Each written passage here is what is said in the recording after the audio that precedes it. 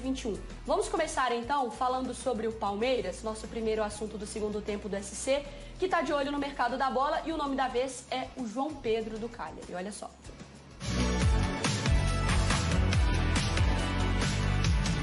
O Palmeiras segue a busca por um centroavante. Agora surge o nome de João Pedro, atacante do Cagliari da Itália, como uma possibilidade, já pensando no Mundial de Clubes em fevereiro de 2022. A notícia do interesse palmeirense foi publicada por Jorge Nicola e confirmada pela ESPN. De acordo com nossa apuração, João Pedro ficou empolgado com a possibilidade de voltar ao Brasil e jogar no Palmeiras. Por se tratar de um dos destaques do Cagliari na temporada, com 9 gols e 3 assistências, o atacante de 29 anos não viria por empréstimo. Com isso, o Palmeiras teria que abrir o cofre para fazer uma oferta de compra por João Pedro. O staff do jogador aguarda uma proposta oficial nos primeiros dias de 2022.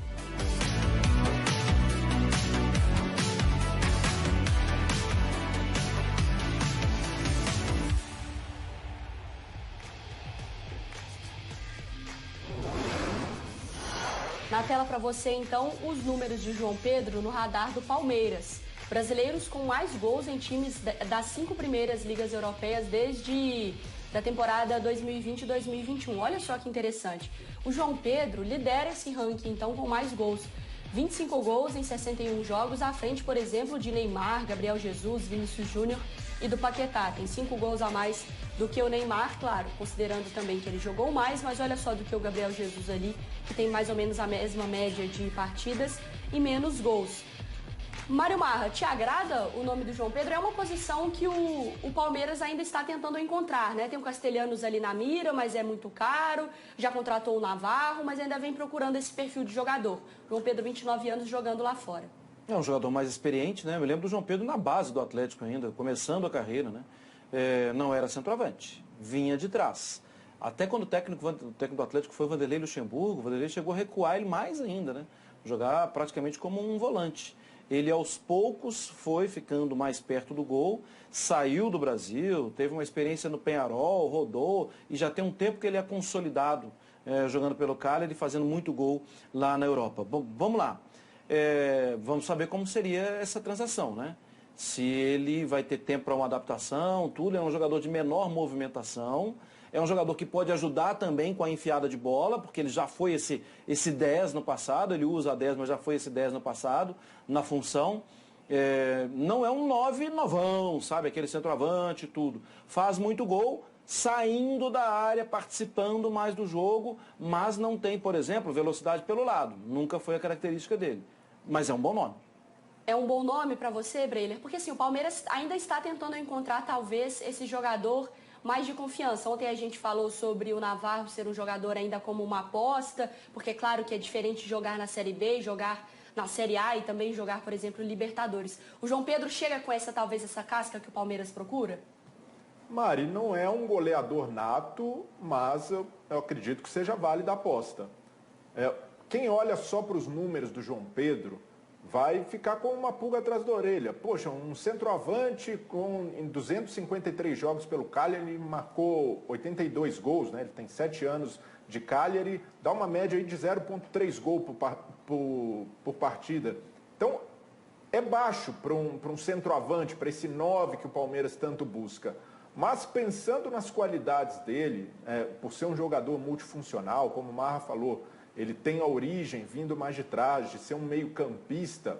É um jogador muito interessante, pode ser utilizado de várias formas e principalmente como esse falso 9, fazendo um papel que muitas vezes o Luiz Adriano fez e fez bem no Palmeiras. Na temporada de 2020, o Luiz Adriano vai bem nessa função, saindo um pouco mais da área, abrindo espaços para a entrada do Rony. Então, nesse aspecto, pode ser um nome bem interessante. Muita gente vai depreciar o João Pedro por ter esses números no Cagliari, mas por se tratar de um time da parte de baixo da tabela, sempre brigando contra o rebaixamento, no máximo ali um time de meio de tabela no campeonato italiano, são números expressivos para um jogador que criou uma identificação com o clube, que se adaptou muito bem.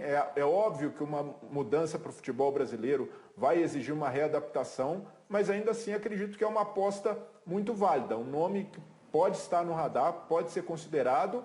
é só não vender para o torcedor palmeirense como o 9, o cara que vai vestir a camisa e vai ser o dono da posição.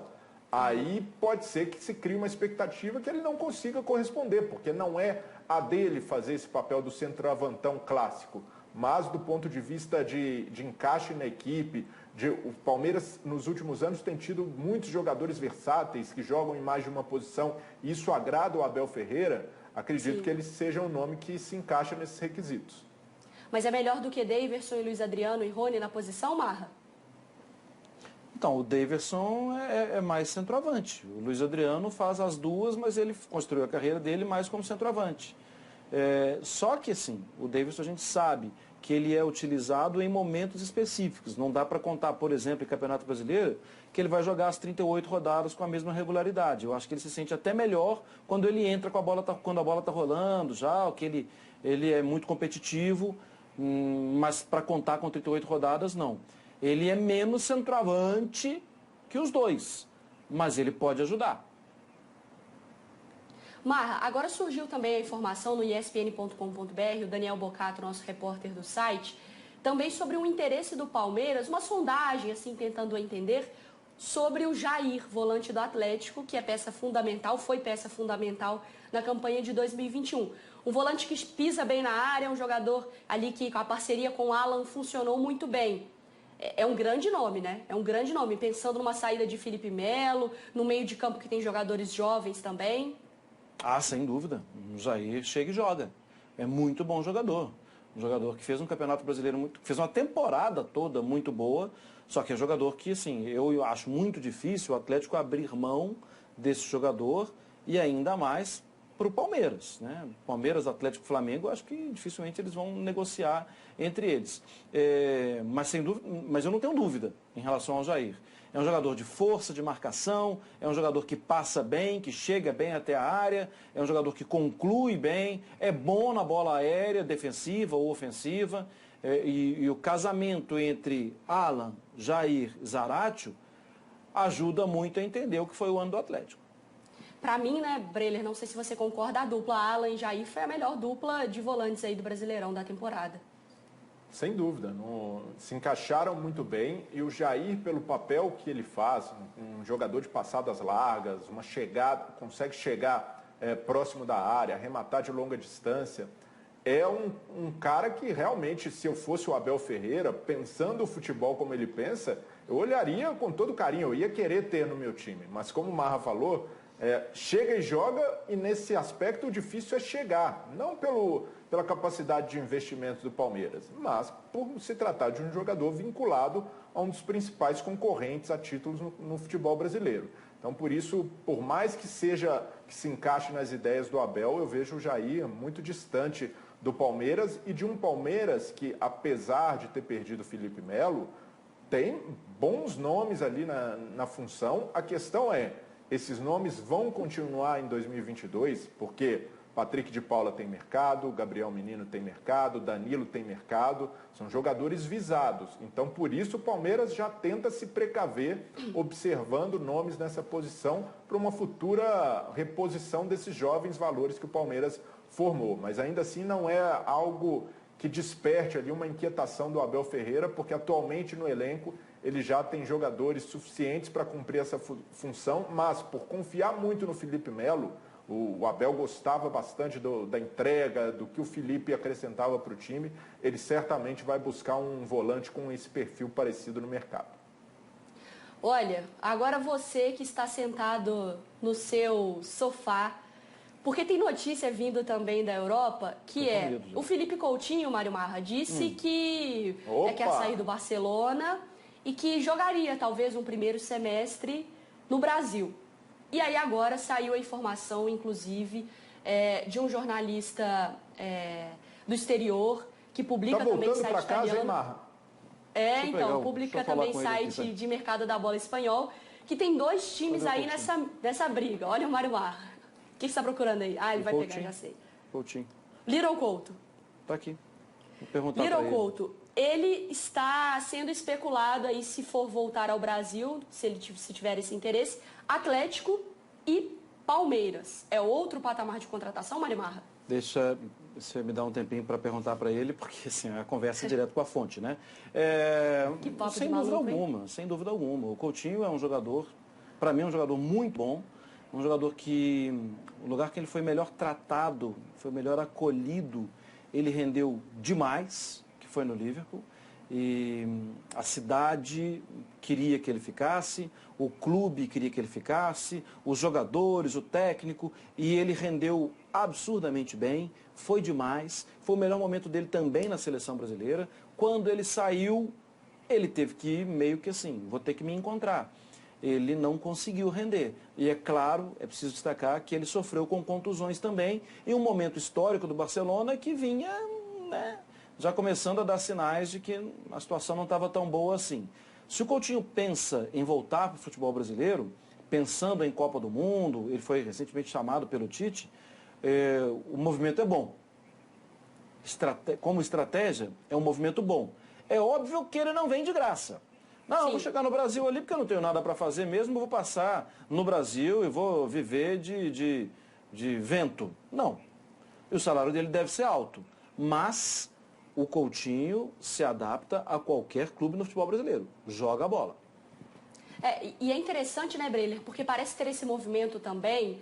Aí vamos para a sessão terapia no dia 30 de dezembro, né? De autoestima. Gostamos. O jogador, ele às vezes, né, precisa, principalmente o jogador brasileiro, precisa retomar talvez a confiança, né, do seu país, das pessoas, talvez recuperar um pouquinho a autoestima. Ele vem para o Brasil e talvez ele consiga isso. A gente pode falar de Hulk, nós podemos falar sobre, e não só de autoestima, tá, mas de conectar também com a sua base, de ter um momento de estar mais próximo da família, de William, de Renato Augusto, de Felipe Luiz também no Flamengo, por que não? De Davi Luiz no Flamengo, por que não? E agora tem o nome do Coutinho também, que pode ter esse momento terapia aí também para a alma do jogador. Mari, é curioso que o Felipe Coutinho, ele também jogou muito pouco no futebol brasileiro. Com 16 anos, ele já estava vendido para a Inter de Milão. Ele joga pelo Vasco até os 18 e sai ali com uma pequena amostragem de futebol. É óbvio que existe uma identificação da torcida vascaína com ele, por ter sido revelado lá, mas em termos de conquistas, de tempo de casa no clube, ele realmente não conseguiu deixar essa marca no futebol brasileiro por ter sido vendido muito jovem. No Vasco, hoje, não há espaço para ele. Pelo momento do clube, disputa a Série B, não tem orçamento, não tem grana para trazer um jogador do tamanho do Felipe Coutinho. Então, ele não teria essa acolhida na casa, onde foi formado. Então, pensar num outro lugar para abrigar o Felipe Coutinho, a gente está falando de Atlético, de Palmeiras, de Flamengo, de clubes que têm ambições e que têm orçamentos maiores. E nesse sentido, ele viria com uma pressão gigante, porque as pessoas esperariam o Coutinho da seleção, o Coutinho ali naquela fase em que a seleção estava voando no início da trajetória do Tite, ou o Coutinho do Liverpool, como o Marra falou, talvez o melhor momento da carreira dele. E desde a época do Vasco, o Coutinho já era cobrado por uma entrega maior nos jogos. Ele tinha muito talento, mas faltava ali uma intensidade de sustentar isso por muito tempo. E com o Klopp, ele consegue alcançar o melhor nível dele de intensidade. Só que depois que vai para o Barça, passagem pelo Bayern, ele regride nesse aspecto. E aí pode ser prejudicado também por lesões, mas ele não consegue ser esse jogador que tanto se cobrava dele. Além do talento, um jogador que consiga recompor, que consiga fazer outras funções em campo que não seja somente criar. Ele tem potencial sim para jogar no futebol brasileiro, mas eu teria cuidado, até pelas expectativas e projeção de carreira do Coutinho, em derramar um caminhão de dinheiro por um jogador de curto prazo. Eu não vejo o Felipe Coutinho, né, nesse estágio atual, mesmo em dúvida na Europa, jogando 1 ou 2 anos no futebol brasileiro. Então seria uma passagem curta e isso precisa ser avaliado por qualquer time que queira contratar. Breler, a gente volta a falar então também sobre a situação de Felipe Coutinho no Brasil, Palmeiras, Atlético ao longo da semana, se tiver algum tipo de desdobramento. Agora, a gente segue